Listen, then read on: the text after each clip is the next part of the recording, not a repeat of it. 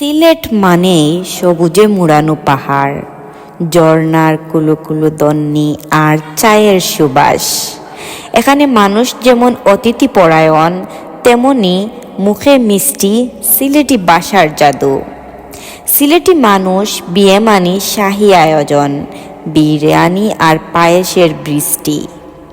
সকালের নাস্তায় মিষ্টি চা আর পিঠা না হলে যেন দিন শুরুই হয় না। সিলেটের রাস্তায় বের হলেই চায়ের দোকানে জমে ওঠে আড্ডা, সাথে বিশেষ টক কথাবার্তা।